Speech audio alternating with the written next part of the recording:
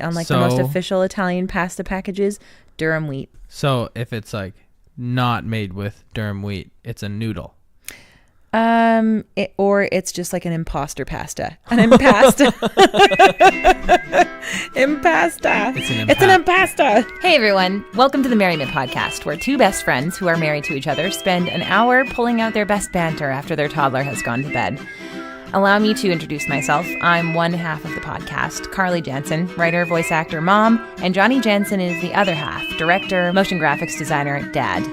This week, we're getting our feet wet again after taking a week off in the wilderness, and if you like absurd improvisational humor, you may get a kick out of this episode. As you may have noticed, we let our conversations meander as much as we dang well please, but this week we're throwing a little trivia into the mix about everyday sayings and where they come from. So just sit back, relax, grab yourself a drink, and enjoy the merriment. Get comfy. Are you comfy? I feel pretty comfy. I feel very comfy. I underestimated that. I feel way comfy. Do you feel too comfy? No, I feel like the perfect amount, like with the Goldilocks story. Right. I'm like the baby's bowl of porridge right now. You're just, why are you the bowl of porridge and not the bed? Oh, I forgot. You know what? It's been a long time since I should probably brush up on that story because I could start telling Forrest that story pretty quick. Yeah, that's true. What is the moral of that story anyway? Okay, do they eat her in the end? Yes. No. She goes into their house. She's just like, doo-ba-doo-ba-doo. I'm a pretty little white girl, so I'm just going to like wander on into this house. Do whatever I want. Whatever I want, because I always get what I want because I'm pretty and cute. And I'm going to go into this bear's house, and I'm just going to help myself. And maybe it's about choice. It's about, finding what's just right for you.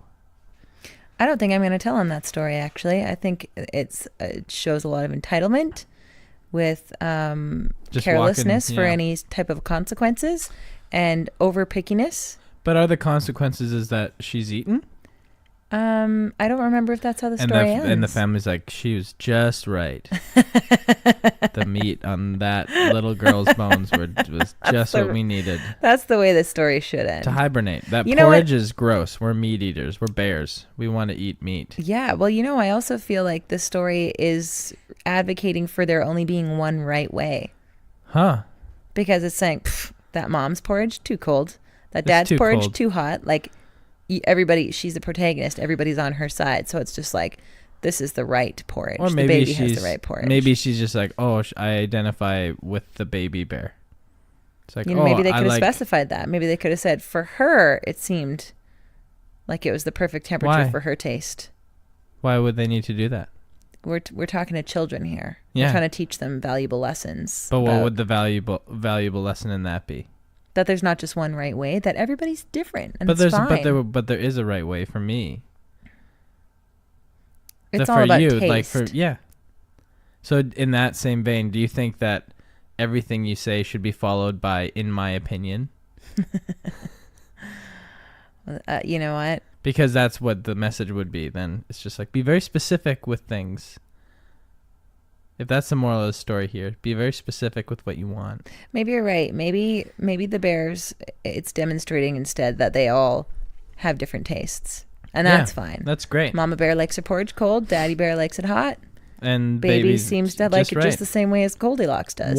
Just warm. There's like this camaraderie between the two of them, actually, without ever meeting until it's time for them to eat her. Maybe it's about how the baby bear is just like right in the middle of mommy and daddy. It's like a story about how close the bear family is. It's like you get a little bit. It's like a genetic thing. It's like, you get a little bit from mom, a little bit from dad. That's what you get. You could read into it that way. I did. Can we turn down the monitor a little bit? It's like I'm a little bit nervous because since the picture has gone out, all we have is the audio to know if he wakes up. But we'll it's not like he's a tiny infant anymore. He's not gonna like smother himself in the blankets. No, he can crawl off the bed and almost open the door now. He could probably like knock on the door, call Mama. He's gonna be okay. Nah. What was he okay when you went in there? Yeah, I just want to snuggle. His molars. He's grown in the big bad teeth. He woke up actually a couple of times in the night last night. Oh no. Going nah nah nah nah. Oh no. Yeah, do you think which he's is his saying version nurse, of no. or is he saying no? No, he's saying no, like he was having a nightmare or something. Oh man. Man. Like when you wake up in the middle of the night from a nightmare and just no, That's what he was doing. No. Yeah, like a couple of times. Huh.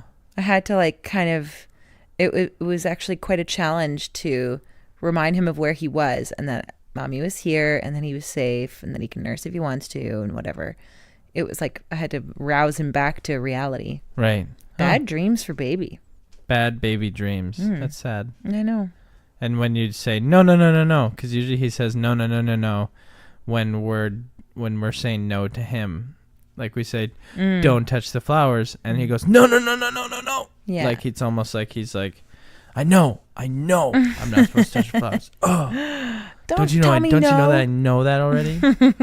So his nightmares basically consist of us like taking something away from him that he really wanted to play with, or him not being able to see one of his goals to fruition, like stirring the raw chicken and waving the spatula around. And we were like, no, don't do that. No.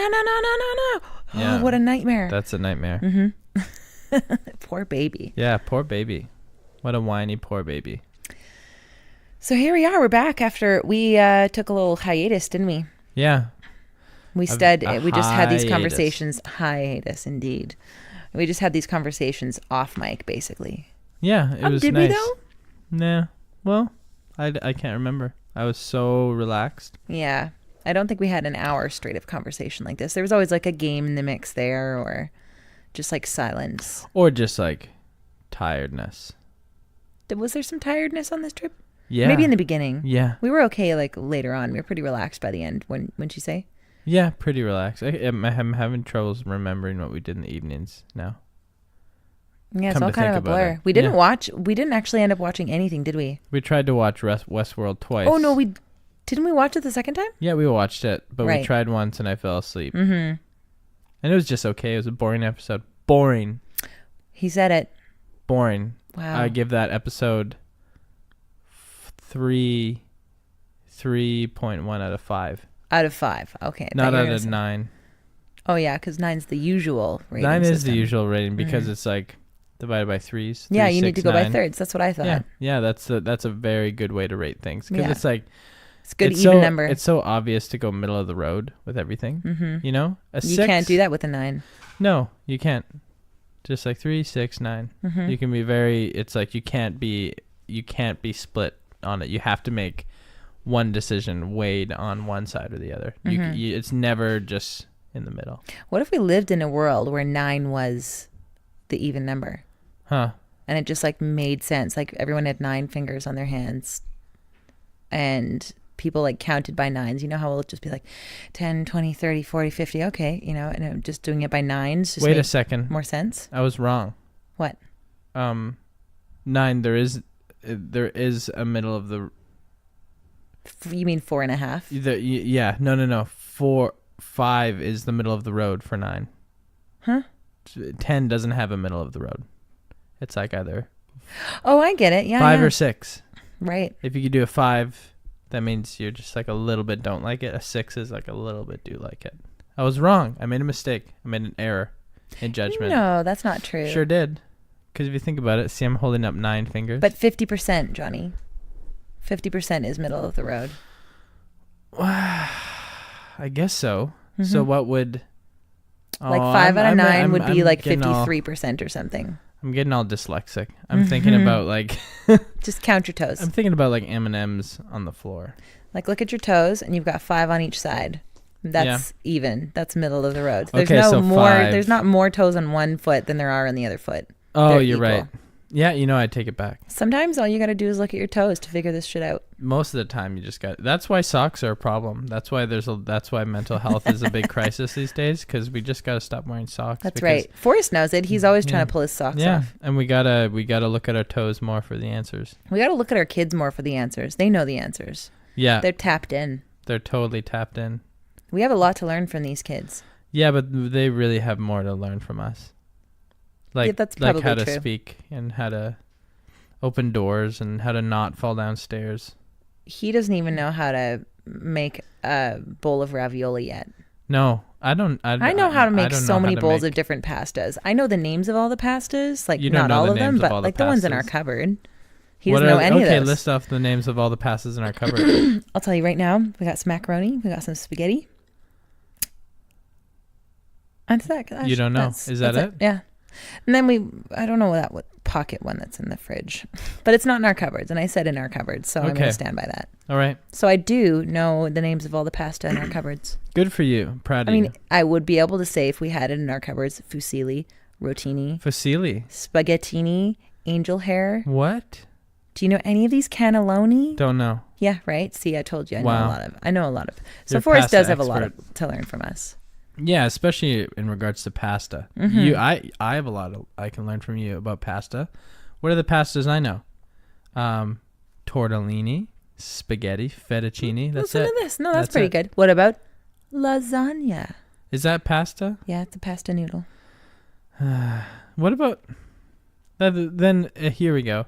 Rice noodles. Is that a thing? Rice noodle. It's not pasta.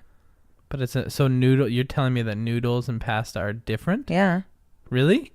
Yeah, we made zucchini noodles tonight. The noodle is the shape.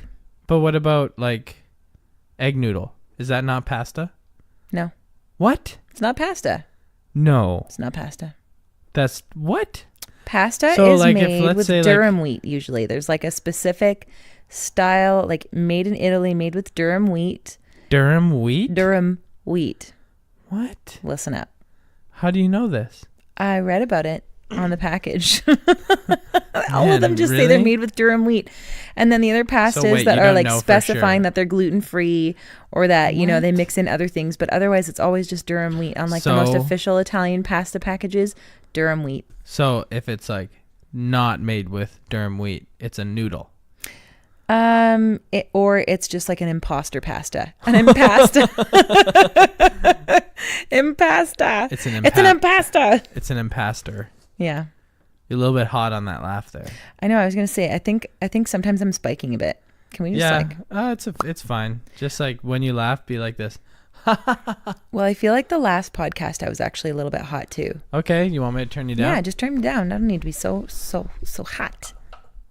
You've just been like turned down. One notch. I turned you down like 5. No, just like all. No, it's okay. You overdo it every time. Not every time. Just a little bit. You overdo it with saying how much I do things every time. You're right. That was an extreme. Every time is one of those overstatements. Yeah.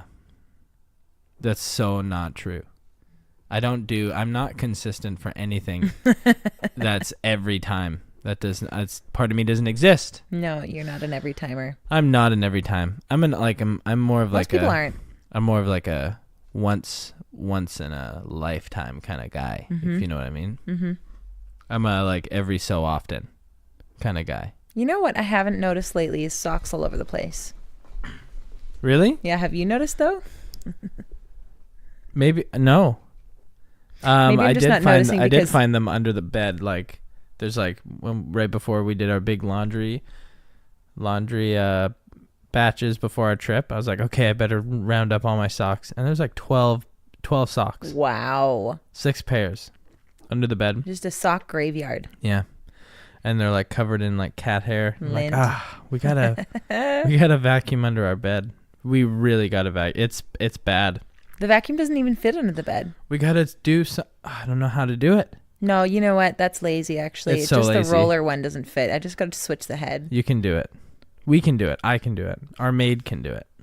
Hey, that's a good idea. We have a cleaning service now. Oh my gosh, I'm so excited about that. We're very privileged. Well, here's the thing about it. We live the high life. We have a cleaning service. It's so funny that you're saying that though, because remember when we read this article that was talking about how they did a study in the UK, and I don't remember where this comes from. I can't actually like quote what this study was. As far as the listener is concerned, you could have made it up. I'm making this up right now. Okay. There was a study, and I'm not actually making this up. I read it. It's not a made up memory. What's the article?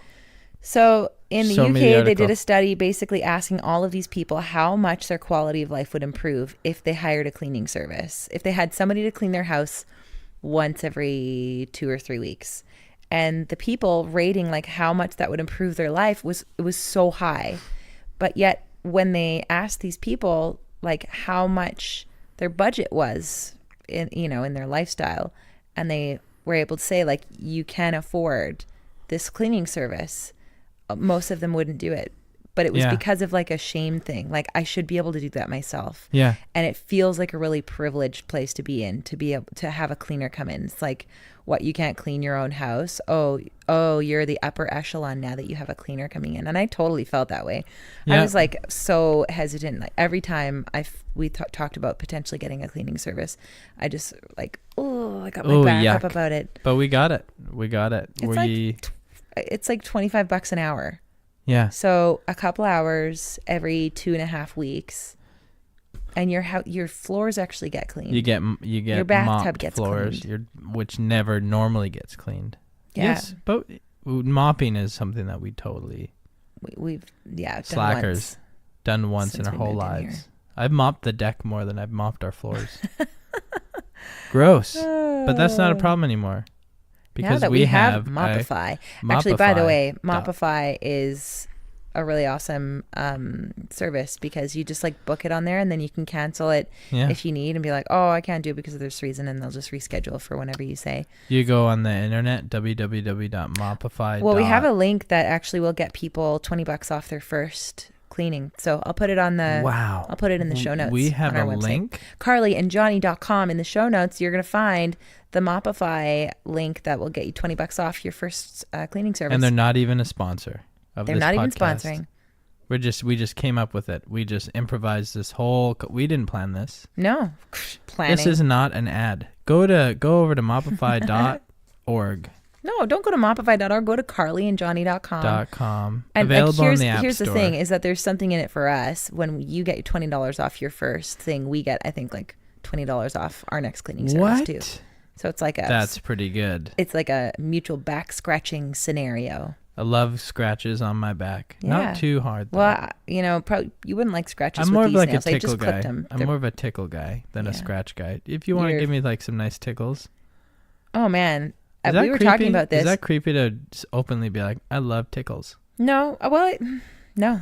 It's definitely not. But you're used to it. You're used to me being like, oh, can you tickle me? And I just know what the type of person you are too. I feel like I'm very tickly. If anybody knows who you are, you're like, I don't know, you're just like so boyish and sweet. And so it's not surprising that you would love tickles. You know what's But then weird? If you take somebody who's like, I don't know, I actually can't think of a scenario where a person who wants to be tickled is creepy. Huh. Except for a person who's just creepy whether they want to be tickled or not. Can you tickle me? Maybe if you just not, like, you wouldn't ask anybody to tickle you. Oh, no. No, that would be creepy. But yeah, I'm a tickle boy. I love being tickled. But you know what's weird? There's this weird, there's a documentary that's made about it. It's called like Tickled. That's what it's called. Oh. And it's really creepy. It's a documentary about these weird YouTube videos that crop up of like these guys doing these tickle challenges for money. And like they just like these guys that just like put up. Like what kind of tickling? Well, like feather in the armpits, and they just like tickle them, and it's like these like weird competitions that these young teenagers do to like get money, but then they get them to do it like further and further, but then they like they exploit these boys, and they blackmail them, like, we're gonna send these videos to everybody if you don't XYZ. What's so bad about like a challenge about being tickled? I haven't seen the documentary. I've just seen the trailer. It's really weird. It's really creepy. I gotta say, there's a lot of weird shit on YouTube. Yeah, a lot of weird stuff, which I have not. Newsflash, in case you didn't know, if you go to youtube.com, there's a lot of weird stuff on there. But just like you're saying, like, oh my gosh, this was on YouTube. I'm just like, the number of times that I've heard just like a talk of some weird ass video that's on YouTube. I'm just like, oh, okay, that is a rabbit hole I would never want to dive down. Like, the pimple popping stuff. It's so gross. Or the slime. Like the boil. Oh, it's so gross. I think it's great. I think I think it's like the human mind. It's like it's like being able to observe the human consciousness. Like, we've never been able to do it. That all exists in people's minds. But I don't think that necessarily it always exists. I think it's kind of like schizophrenia. If somebody has a predisposition to schizophrenia, and then they smoke way too much weed, and now the schizophrenia has come out. What? I think But who are you to say that your idea of what is normal, and what you think isn't creepy, and what you think is creepy? What gives you that authority? I guess I don't have the authority to say No, because that. like, what if our whole culture was just like, pimple popping is great, we love it, it's not weird, it's like, if you got a pimple, I'm gonna pop it and you're gonna thank me for the great experience. You know what I mean? I like your perspective. Yeah, and that would be totally normal. That'd be fine. You're right. You know what? Like, you're right. I don't want to make people feel bad about their fascinations. If you want to pop that pimple, you pop it, baby. It's just when you're talking about like these people being tickled and then getting exploited because they don't want the videos seen by people because now they feel creepy, and that's where they're really weird. They're creepy videos. But if it was just normal to be like that, are we hearing baby cry? Mm-hmm. Oh man, I'll go get him. Just bring him out here. JK. Okay. We're back. Put that boy to sleep. Back to sleep. Like a Mazda. Yeah, like a Mazda. Sleepiest cars around. Man, he learned so much in the past week. It's crazy. It blows my mind a little bit. He learns. He's a What's your favorite thing that he learned? I know what mine is, actually. Probably the recognizing songs. Yeah, it's my favorite. It's so cool. That we can just start singing a song, and then he just will know the hook, and we'll just sing. No, before the hook. That's the crazy part. Is it's not even so. It's like, and specifically, it's just Big Block Sing Song. That band. Every time there's like a song like Peekaboo, or it's not even called Peekaboo. It's called Owl. But every time the hook is Peekaboo. Peek, and he just starts to sing it. Or even if you sing the rap that's halfway through, that's not even the melody, it's like a different part of the song, he'll start being like peek, peek, peek. Like peekaboo. Specifically, so this was when we realized that he'll actually recognize the song. And we kept on doing it with every song, and it was like, yeah, he got it. He knows that one. He knows the eat song. He knows the owl song. He knows the dog song. Oh, yeah. Now he even knows the teeth song. Yeah, he knows the teeth song. Yeah. Oh my gosh. It's so amazing. Like, I actually can't believe his song recognition. He could do like a music trivia and win if he just had a bit better language. But he recognizes it. It's incredible. Yeah. Yeah. I don't think that's normal. I'm interested to see if he's going to be one of those people that's just like knows everything about music. Mm-hmm. And is able to just like pull up random facts about music and nail it. I know I've said this before, but I really do feel like he's got an ear for music like my brother, Kale. Oh. Because Kale, ever since like when he was a little boy, there was that story about him being at, I think it was The Fox and the Hound in theaters. And he was only like 3 years old. And afterwards, everybody was sitting around talking about their favorite part of the movie. And he was like, Mom, my favorite part was when the music went dun, dun, dun. Mm-hmm. And that's like how he, processes things through music. Oh, cool. And it really seems like Forrest is like that. Yeah, it does. And the way he dances too. He loves. He gets so excited. He's a music lover. That's true. That's truth. Also, the fact he can swing on the big swing by himself. He's a big boy swinger now. I can't even believe that. With supervision. There's a few times where I had to catch him. Yeah, because as soon as he takes his hand off. He reaches for like a bubble or like a dandelion. Mm-hmm. He's off that swing. Oh, man, he loves dandelions. Yeah. That's such a kid thing. Loving dandelions. Just like, but they're so, I remember loving dandelions they're pretty cool. as a kid.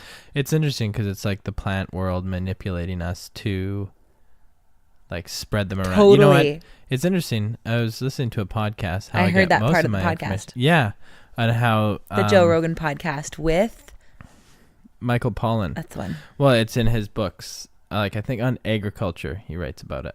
Forget what it's called. It's not The Omnivore's Dilemma. And after hearing him speak, I got his latest book, and I want to just read all of his work because he's incredible. But basically, in the same way that like trees and plants use bees to kind of move their pollen around, plants kind of use us too for like agriculture. So we've been trained by certain plants, like corn, for instance. I was just thinking about corn. It's not even that great for us, but like it's got us hooked on corn. Think about corn as like a race, and it's dominating the world. Yeah.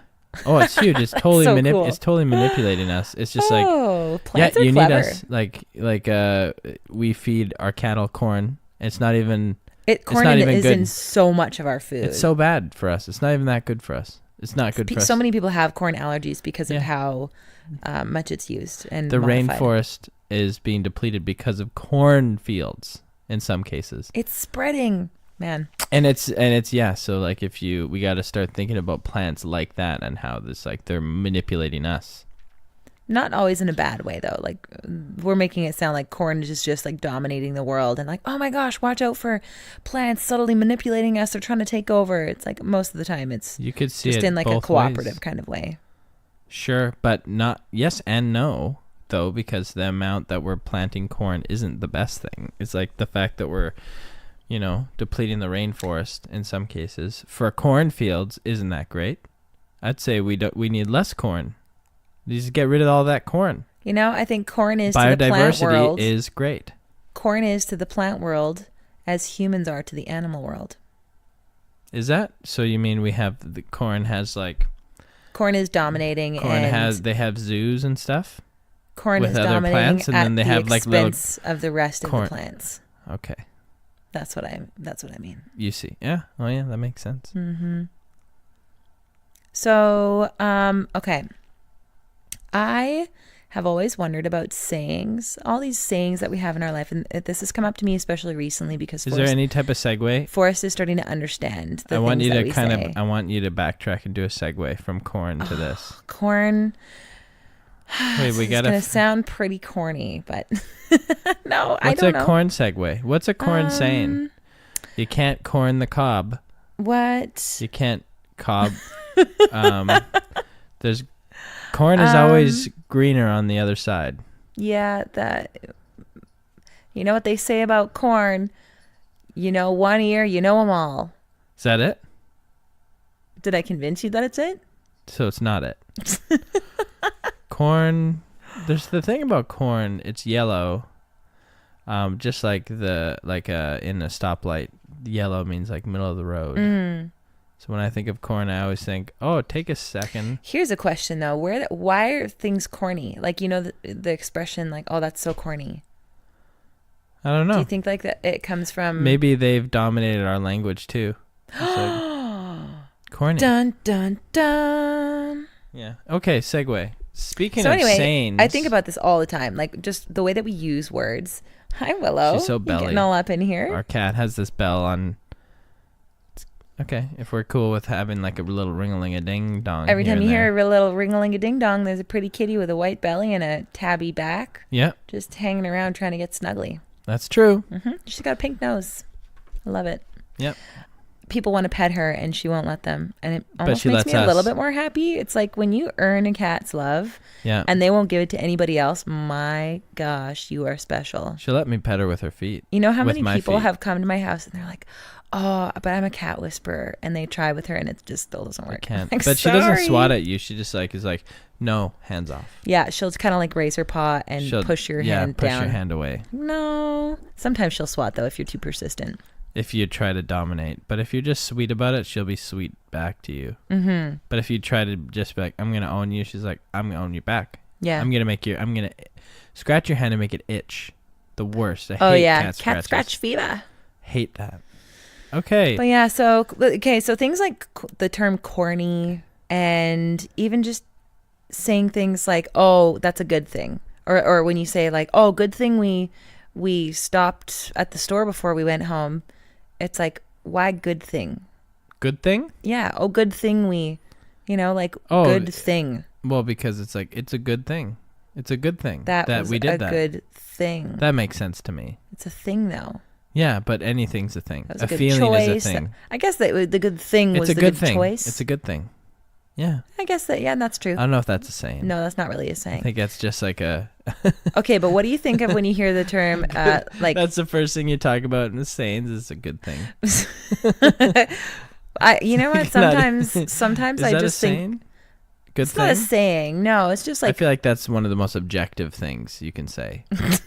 It's a good thing. And you're just like, yep, it is good. I know, I understand good, and I understand thing.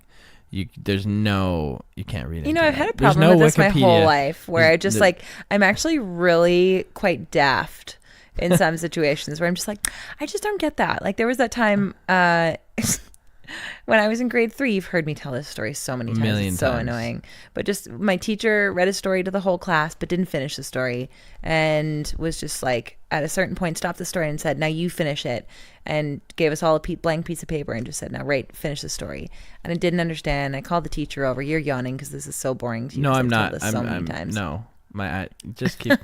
And so I just didn't get it. I called the teacher over and I was like, I don't understand. Like, finish the story. And for some reason, that just was not computing for me. I needed her to like give me an example or just explain it in a different way. And she just said, okay, well, this happened in the story. Now what? You write the story. And I just could not wrap my head around it. And so I called her over again and she still couldn't seem to explain it to me. So she said, if you haven't written something on your page by the end of this class, you're going to the principal's office. Oh my gosh. And so I just tearfully wrote an entire page of blah, blah, blah. Oh my gosh. Literally blah, blah, blah, because I just didn't get it. Do you feel like you have blah, blah, blah moments now as an adult?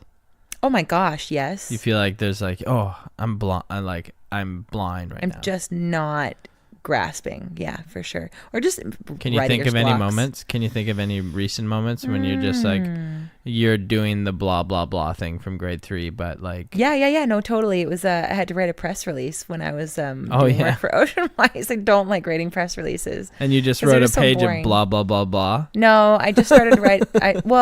Actually, it started with the blog that I had to write too. So you just wrote blog. It's just like a little bit more than that. I don't know how to write a blog. I'm just going to write blog. Exactly. No, but I also had a hard time with times tables in grade 4. My teacher had to take me out of the class and sit with me and work with me on it. She was like, four times. And I was like, What? I did not get it. 4 times? 4 times. It was almost like the language, the semantics of language that I get really hung up with. I just can see things from a totally different angle sometimes, and I just need my perspective shifted. Once I get it, leave me alone. I'm off to the races, and I'm getting 10 out of 10 on that test. But I'm very much like that too. I would consider myself a slow learner, but once I get it, I've got it. Oh yeah, I remember numerous times in like high school math class where I'm sitting there like trying to understand what the heck the teacher's talking about, but as soon as I get it, I'm just not listening anymore. I'm just starting on my homework. Wow. Okay, so what do you think the saying "a chip on your shoulder" means? I always thought, I remember being a kid and just imagining like either, Chip the teacup in Beauty and the Beast, like that somebody is a teacup and they have a chip out of their shoulder. You actually thought it was like a chip? or a potato chip. The character Chip? No, not the teacup. I mean like Chip has a chip out of his porcelain. That's why he's named Chip. Yeah. And so I just imagine like a porcelain person with like a chip out of their shoulder. I think of like you have like a chip out of your bone and then your shoulder's like my shoulder's like very literal, like your shoulder bone. There's like there's like a chip. Did you ever think maybe it was like a potato chip? Not until just right now. Because that was another explanation I thought of as a child. Of course, you're just like, as a child, what's wrong with having a chip on your shoulder? I think that's pretty good. But if I were to actually really think about it now, then that my mind wouldn't go there. But probably if I was just like, chip on your shoulder. Mm-hmm. If you were to ponder it a little bit longer, just gotta dust your shoulders off. Yeah, just dust that chip off your shoulder. You got these crumbs. Brush those shoulders. Maybe that rapper saying, "Brush the shoulders off," comes from the saying, chip on your shoulder. If you got a chip on your shoulder, I'm gonna dust my shoulder off. Exactly. I think that's pretty reasonable. Chips. It should really be chips on your shoulder, because you got. I'm just imagining like going, turning your head and going, oh. Got a chip on my shoulder. But I did some research today because sayings. This is going to be our new thing, maybe. Depending on how this goes down. Every single podcast, we're just going to talk about uncovering the origin of sayings that we always say, that there are so many sayings that we say all the time that we don't know where they come from. Definitely don't use chip on my shoulder that often, but maybe I'll pick it up. I've heard it said a lot. Really? Uh-huh. Oh, that girl's got a chip on her shoulder. You know what one I want to know? No, continue saying. Okay, but I do want to hear which one you want to know because I will talk about it in the next podcast. What? Okay, so this chip on the shoulder thing is really interesting because, first of all, chip in this context is what they used to call a wood chip, which is kind of like a bit bigger than kindling. It's like a chip off the old block type of thing. That's a weird word. You know kindling, right? Yeah. Yeah, that is a weird word. Kind, like kind? Yeah. Kindling? Who the heck knows where that word comes from? It reminds me of my grandpa. I just picture my grandpa saying, kindling. Which grandpa? Peters. Oh. Who is not with us anymore. Right. Okay. So anyway, wood chip on your shoulder. This is the chip on your shoulder situation. This is where it came from. So in the 1600s, shipwrights, people who build the ships on the docks, were allowed to take home... Shipwrights? Shipwrights. Like playwrights? Yeah. Except they're shipwrights. They build the ships. Yeah, that was a word. So playwright is not like I'm writing a play? Yeah, it's spelled W-R-I-G-H-T. Oh my gosh. I know, right? It's crazy. They build plays. Dude, that blows my mind. I know. See? I'm glad I've never had to write that down, playwright, because I would have done it like... Wrong spelling. So what does right mean? W-R-I-G-H-T. Oh man, that's for a whole nother episode. What? Okay, Man, so dumb. in the 1600s, let's keep some momentum on this because this is a bit of a story. Okay. It's pretty interesting. So in the 1600s, shipwrights, people who build the ships, were allowed to take home offcuts of timber, as they called it, like these chips, for firewood. At the end of each day, they were allowed to take them home. But after like 100 years of this custom, people were really starting to take advantage of it. Like they were able to take as much as they could carry on their shoulders. Whoa. And it was just like a massive amounts, to the point where they were actually hacking up good wood for shipbuilding so that they could take it home for firewood. They're abusing it. They were abusing it. So in the mid 1700s, the royal dockyards made a rule. Instead of carrying your timber out on your shoulder, it had to be only under your arm, which like significantly would reduce how much wood people were taking home, because you just can't carry as much wood under your arm. No, unless you come up with some sort of contraption. Maybe, yeah, but they're carrying it under their arm, like the specific, like, right. So the day that the rule went into effect, things were going fine. The first like couple hundred people that left from this very highly populated shipyard were carrying their wood under their arm, following the rules. But then old John Miller comes around. John, it's a person? John Miller. John Miller. He's heading up, like he's about 30 feet in front of the main body of all the workers who are about to come out.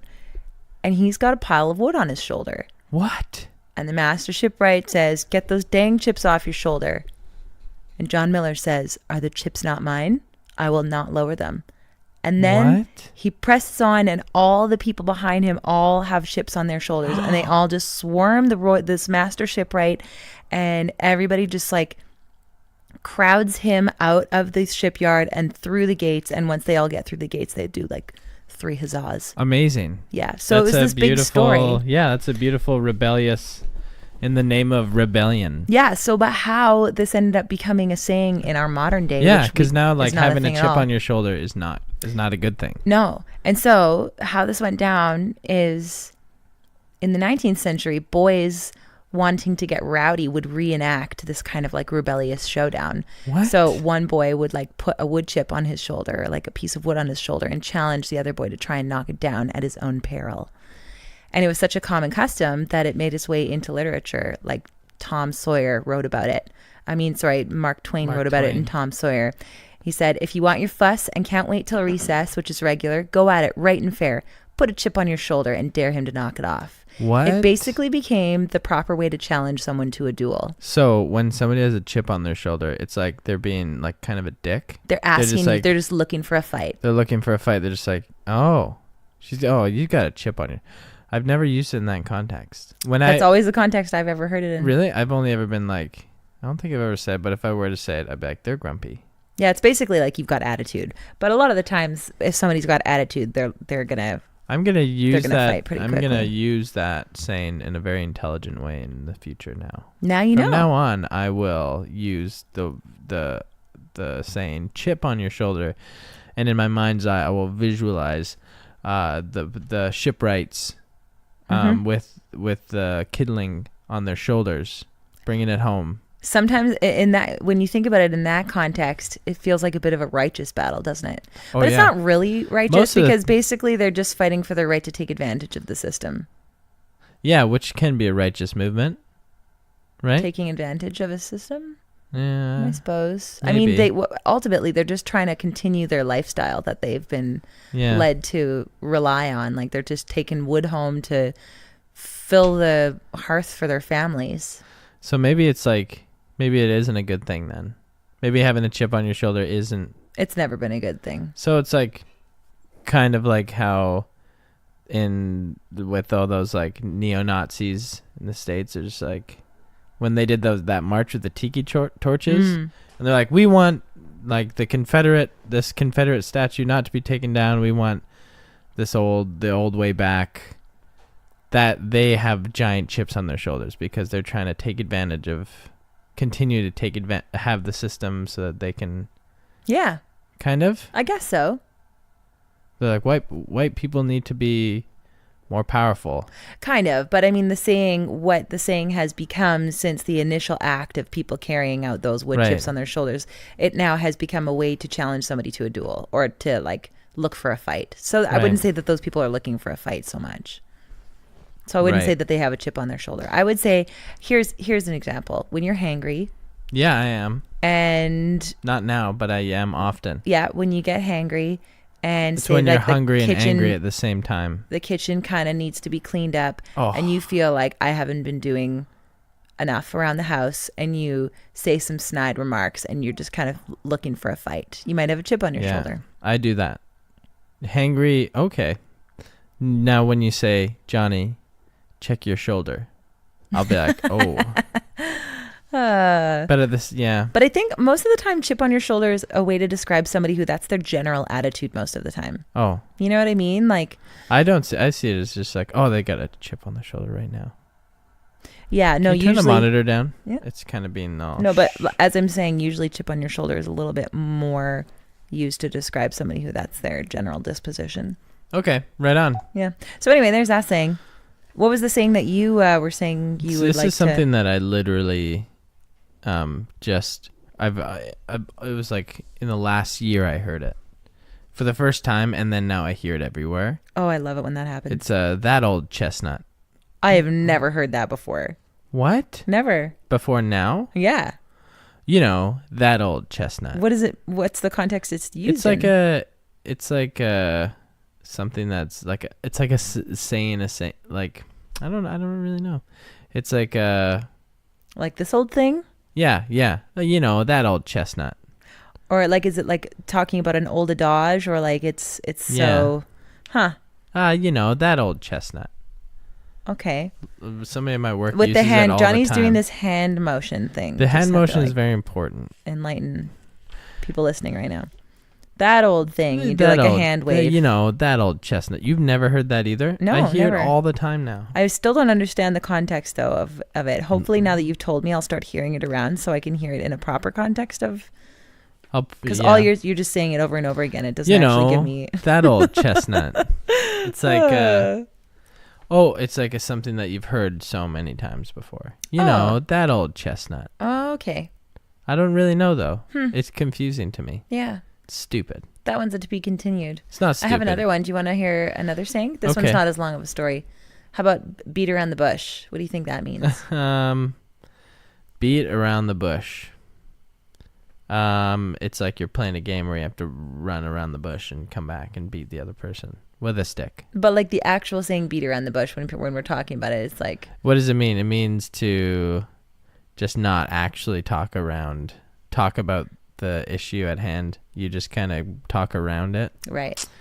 Beat around the bush. Cool. Okay. So it traces back to as early as like the 1400s. Okay. When you're hunting birds, you take a stick and you whack at the bush the birds are in to get them all roused and get them kind of coming out of the bush. And then you cut to the chase. And you chase them into the nets that you have set What? up. So those two sayings are connected? Yeah. What? I know, right? So beating around the bush. And cutting to the chase. So it's like you've just been beating at the bush for too long. It's like, okay, well, let's just cut to the chase now. It's time to chase the birds into the nets. But beating around the bush is still an effective thing to do. Yeah. But the saying beat around the bush is usually just like, you're wasting time. Stop beating around the bush. Just say it. It's funny how sayings mutate. So because beating around the bush can be valuable, but at a certain point you have to cut to the chase.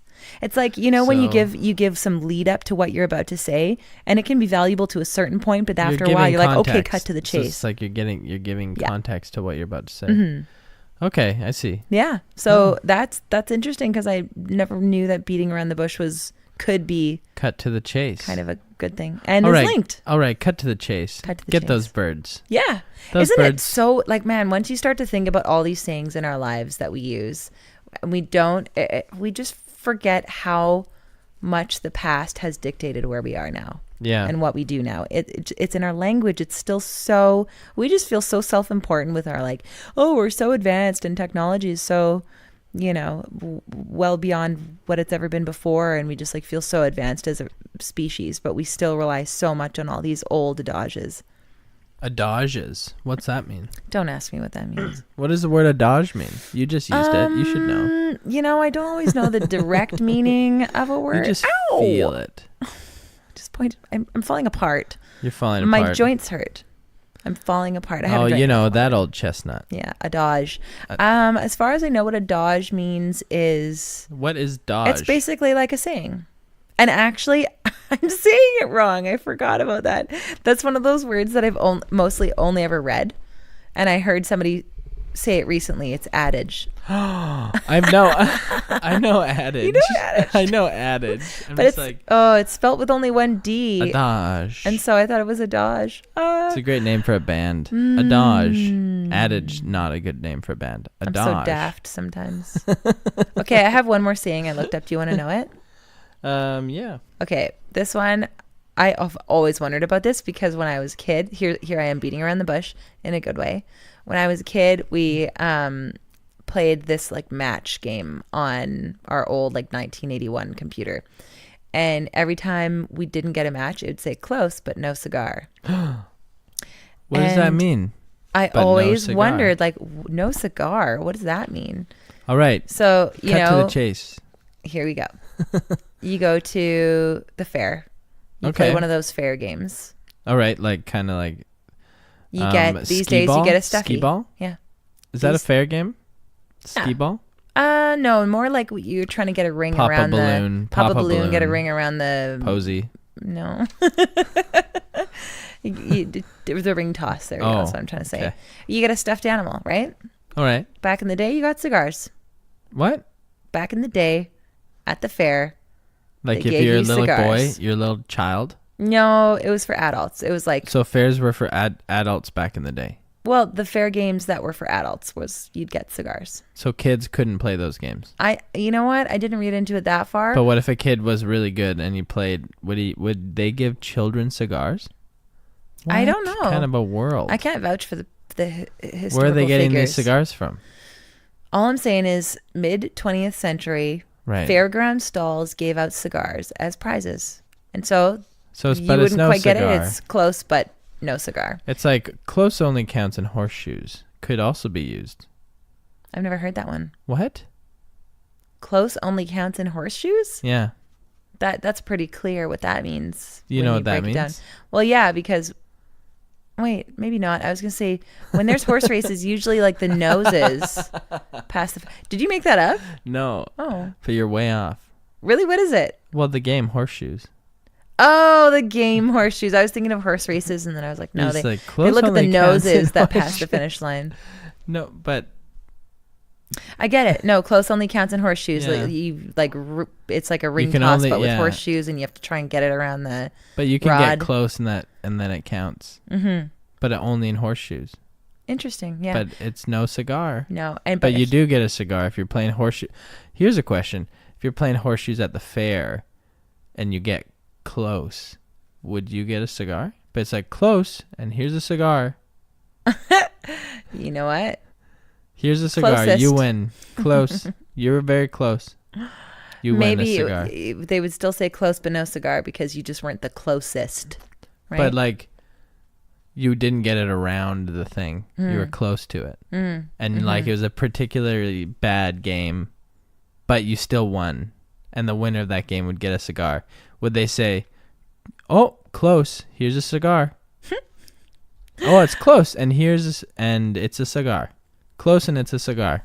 What I want to know is what sayings are we making these days that are actually going to go down in history? Probably I think it's just like stupid internet slang. The acronyms. Just like. Okay, but I want to say before we get off close but no cigar, the best use of that saying ever was in the Lima newspaper in Lima, Ohio, 1949. A cigar store narrowly avoided being burned down in a fire.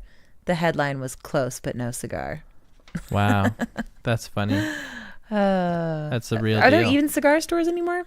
Yes. Few and far between. There are. They're smoke shops. Actually, so they sell like cigars and pipes and. I guess the likelihood of those places burning down is actually pretty high. Is it? I don't think so. Well, they don't smoke in them. You buy smoking supplies. Maybe back in the day they smoked in them more. Well, back in the day they smoked everywhere. That's Smoke true. in your bedroom. Places burned down at a higher rate. I don't know. I don't know these statistics. See, it's what was the first saying? Oh, the first saying, not chip on your shoulder. Yeah, it was chip on your shoulder. Okay. I got a chip on my shoulder. Yeah, what about? Saying that maybe places didn't burn down as much as you're saying they do. Oh. I don't know. I'm just trying to pick a fight. But I can't. I don't know any fights that I can pick. Because we're happy. Oh my gosh. Yeah, we took happy pills. We're living life in kids' songs lately. But Forrest is just so obsessed with them. And we did take those happy pills too. We took happy pills. They're not any types of drugs. No, they're not drugs. It's just a serotonin booster. It's amino acids. You can get them over the counter. What was it called? 5-HTP? Yeah, 5-HTP. If you're feeling kind of low, you feel a little bit depleted of serotonin, pick them up.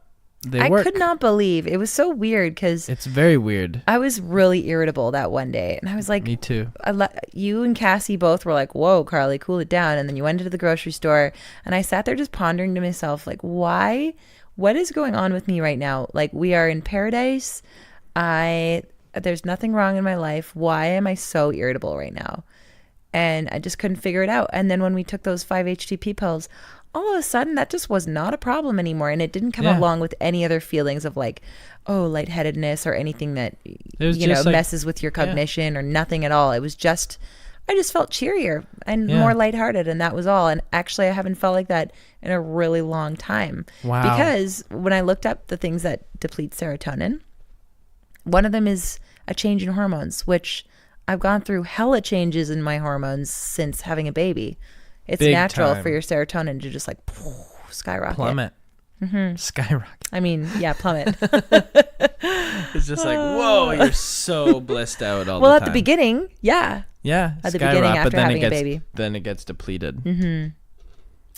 Yeah, so that I'm into those. Well. So I actually couldn't believe that it was the first time I ever heard of anything like that. Yeah. I always thought that it was like, oh, if you're feeling low, the only thing that can help you is like antidepressants, like Prozac, or I don't know any antidepressants. Oh yeah, no. But and then like the side effects are so bad that you don't even want to go to those. But heck, man, just like most pharmacies, I'm assuming, like the first pharmacy I walked into, it was Salt Spring Island. Yeah, but it was just like and the naturopath there was just like, oh yeah, no, I take these all the time after I have a mushroom trip. Yeah. That's true. And it's like, yeah, if you have depleted serotonin levels by however drinking, what else?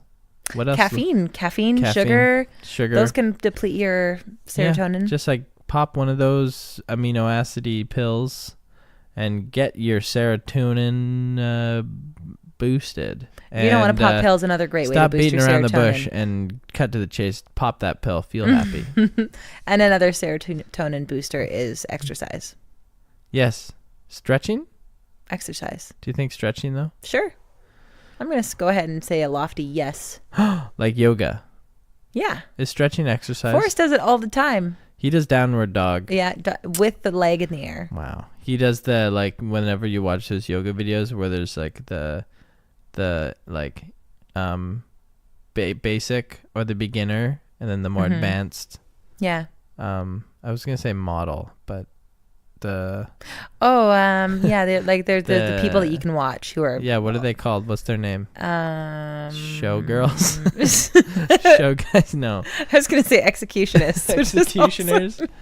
Wow, where are our heads at? I don't know. It's the end of the day. Yeah, I've been yawning. It's display artists. What? Sure. I think we all know what you're talking about. Yoga. When you're watching a yoga DVD, you've got the main leader, and then you've got the other two people who are demonstrating as well. Demonstrators. Sure. Yogas. Yogurts. Guides.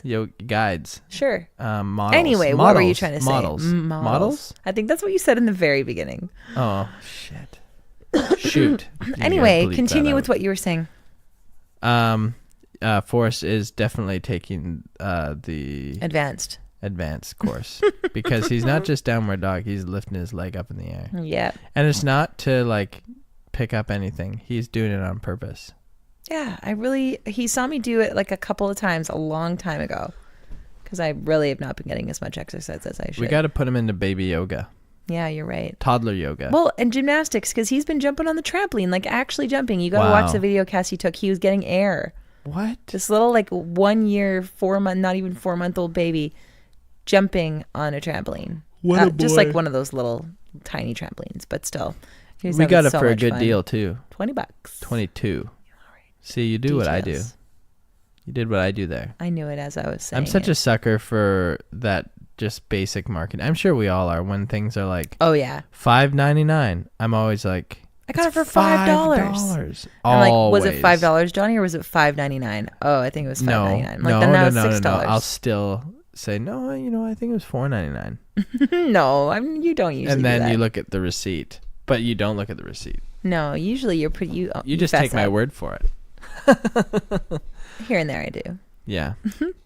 But then you just look on the Visa statement because you can do that. Well, yeah. To sum up, this conversation, I would say that our trip was worth missing a podcast episode. We had such a wonderful time, didn't we? Yeah. It was really nice to unwind. I feel totally refreshed. And now I enjoyed doing the sayings thing. And I basically just want a great excuse to study why we say the things that we say that actually don't seem to make any sense. Yeah. But they do, just based on very old history. Like, you can't have your cake and eat it too. Oh, that's one we got to look up. No, that's pretty, I get it. I never understood it for the longest time, but then it clicked and I was like, oh, that makes a lot of sense. Because it's like, how some people, their wedding cakes, they preserve it for some stupid reason. Not stupid. If you do it, that's fine. You have your reasons, but for some reason they want to preserve their wedding cake. And then it's like, that's having your cake. I get it. Or so like a really beautifully decorated cake. Yeah. So it's like, you can't have your cake and just like keep it forever and eat it. It's like, pick one. Right. I bet you the saying was totally based on just like some kind of really beautiful cake. That is just like, oh, I don't want to eat it, but I want to have it. And it's like somebody's stuck in that loop and just like. Yeah. Like you're just going to keep it on the shelf like your Barbie doll that you kept in its case. Or are you going to eat that doll? Yeah. Makes sense. You got to eat that Barbie doll. Another saying that I looked up was a piece of cake. Like, oh, that's a piece of cake. And I've always wondered about that because I was like, cake is actually not, or like easy as pie. Easy as pie. Yeah, easy pie as is really hard to make. Very hard to make. Not easy. But those two sayings are linked, like piece of cake and easy as pie. And the piece of cake one, the only real speculation that they can trace it back to is back like in the slavery days when people had slaves and there was a cakewalk in the southern states and they would have their slaves, whichever slaves could walk around the cake in couples the most gracefully would win the cake. And so it was just easy. But in reading that, what it really made me realize is there's so much of history just steeped in the things we say in our daily life. And sometimes it's not very good. No. Like the rule of thumb is actually quite terrible as well. Yeah, what's that about? Because the rule of thumb comes from, the rule was you could beat your wife with a stick smaller than your thumb. It couldn't be any bigger than your thumb.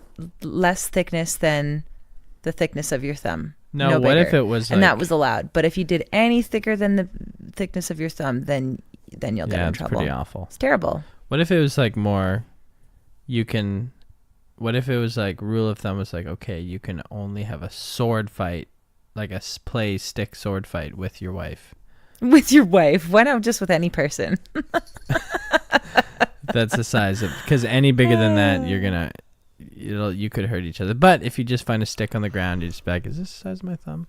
That's a pretty good rule of thumb. And then you have a sword. Let's just change history and say that's what it came from. But then that's still not fair, because like, what if it's like a big dude who has a huge thumbs? When you think about it though, like if any body part is going to vary very much, thumbs don't vary that much. I don't know, man. I've seen some pretty big thumbs. I would now I'm going to be looking at people's thumbs. It's like, that's big thumbs. You don't have very big thumbs. I don't, but I've seen some pretty big thumbs. There's some stumps out there, like some stumpy thumbs that I've seen. It doesn't matter the length, it's about the thickness. The width, yeah. Yeah. But you're saying it's a stump because it's such a thick thumb. Yeah. Oh, thumbs. It's thumbs. strange. I was once told that I'm not going to say it actually. Say it. It's no, I don't want to say it. What is it? Dirty? It's inappropriate. Is it like about penis? Yes. Penis size? Like your thumb is the size of your penis? No, not your size. That's outrageous. No, that your thumb, you look at a man's thumbs to tell a little bit of what his penis looks like. My penis does not look like that. Just like... What? I don't know.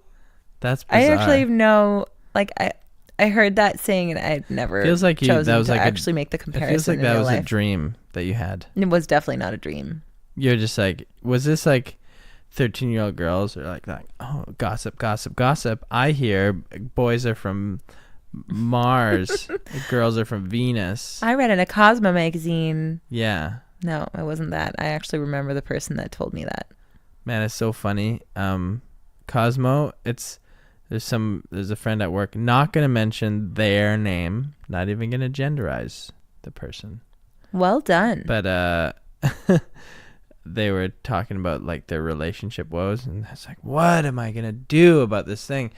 And I was like, whatever you do not read Cosmo. And then I found out that they write for Cosmo. It's like, I actually write for Cosmo. It's like, you're writing relationship advice. Oh my goodness. That's so funny. You just have like, oh, that's great. Just like always talk about your relationship problems. And yet in Cosmo, they're like, he will not resist this.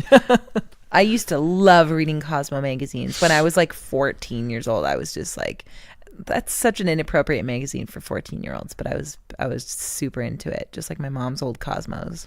I remember reading one. I remember one that I read, and it was like, you want to surprise your man, give him 2 cups of water, and then pin him against the wall and give him a blowjob. Give him 2 cups of water? Yeah, because he won't be able to put them down. And he's like, terrible advice. All he has to do, only choice is to either just take it or dump the water on your head, and it'll be really hot. And I'm like, that's just like... That's really bizarre. Just so bizarre. Oh, like, the advice it's like, come home and really... it's like, here, can you hold these 2 cups of water? Like, sure. What are you doing? Oh, okay. But there's something about the magazine just creating like this whole culture that is so consistent throughout the entire magazine that it just feels like you've entered this world where, you know, everybody knows what they're doing. And, you know, there's just something about it, especially to a teenage girl. Or young adult, because I was well into my young adulthood. I was reading that as well. I was there's a subreddit that was like, it was like an Ask Reddit type thing, and it's like, what are some like conspiracy theories that actually sound convincing? And one was is that Cosmo purposely gives bad advice to keep their readership up, because like it's meant for single ladies. Dating people. Dating people. It's like when you get married, you're just like, that's whatever. It's but so they true. just try to keep their audience strong by giving them purposefully bad advice to keep them out of relationships. Well, it's not that far-fetched. Yeah, that's why it was like one of the top voted comments on this Reddit subreddit post. Subreddit. Well, it's over. I think it's time to I think it's time to call it a night, time to and we're gonna be doing this again next week, and I'm looking forward to it. It's time to quit our yapping and quit your yapping. Quit our yapping and put an end to this once and for all. We're gonna close the window on this house. We're gonna lock the doors. Okay, and also if there's a saying that you've wondered to yourself before, that you're like, that's such a weird saying every time it comes up, and you don't feel like Googling it, and you'd rather hear us speculate what the reason of that saying is, and then I can educate you on it. Just don't Google it, and just like type it instead on our Facebook or Twitter or Instagram. Yeah. And we will read it, and then we'll talk about it in the podcast. Right. We will. Sayings. Where the heck do they come from?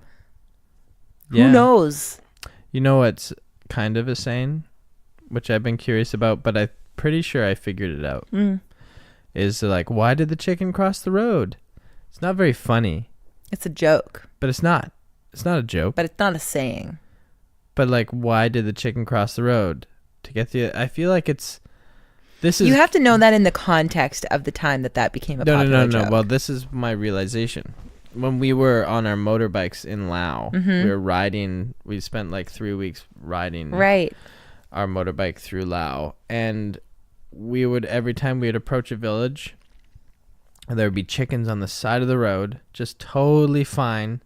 But then, right as you're approaching, they were like, "I'm gonna cross the road." Yeah, totally. I'm gonna cross the road, and they're playing chicken. And so, in that moment, I was like, "Oh, that's where those things came from." Like, playing chicken is literally about chickens crossing the road at the last minute. And then in my mind, I remember repeatedly being like, why did that chicken cross the road?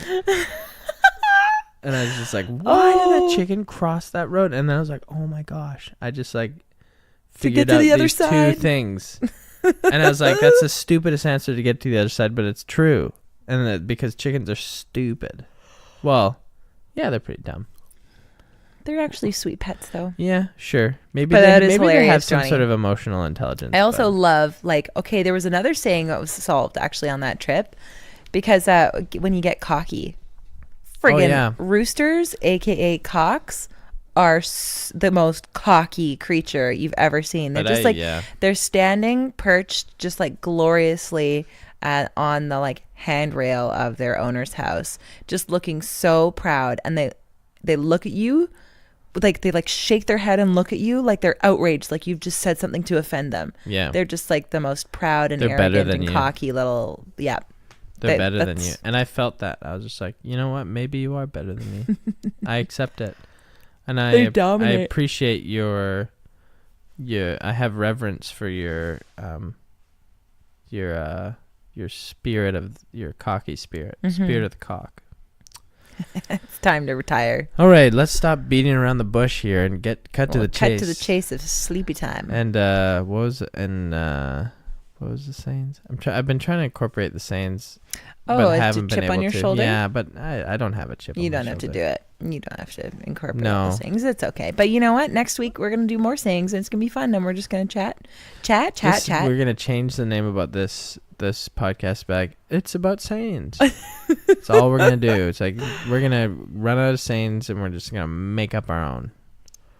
Like, it's like the way the cookie crumbles. That's how the cookie... What is that saying? Seems pretty simple to me. How the cookie crumbles. When you're eating a cookie and it starts to crumble and fall apart, because I see it happen to Forrest all the time, and then you cry because your cookie's gone, but it's like, that's just the way the cookie crumbles. No. That doesn't make sense to me. Really? Yeah. That's just the way the cookie crumbles. Because what are you trying to realize with that saying? What is that explaining? You're just going to have to deal with it. That's just the way the cookie crumbles. Yeah. No, because it feels like it's more of like, well, that's just the way it is. It's not like, I don't see it as like a cookie crumbling and you're being sad about it. That's more of like a saying, like, it's just like telling you to accept something, like get over it. That's just the way the cookie crumbles. Yeah. And it's like, oh no, I don't accept that. No, I don't accept that explanation. To be continued next week. Then that's just the way the cookie crumbled. All right, love you, babe. Love you too. Good night. Night. That's it for this week. Thanks for listening, folks. As usual, you're totally awesome. And if you want to engage with us, you can find us at carlyandjohnny.com and get links to any of our social channels from there. Show notes for this episode can be found there as well, including any resources we may have mentioned, like that fancy 5-HTP stuff and our discount Mapify link. Audio engineering was done by Johnny Jansen, editing by me, Carly Jansen, and theme song written and produced by me and Johnny. Thanks again for listening. We'll talk to you next week. Your mother and I love you very much.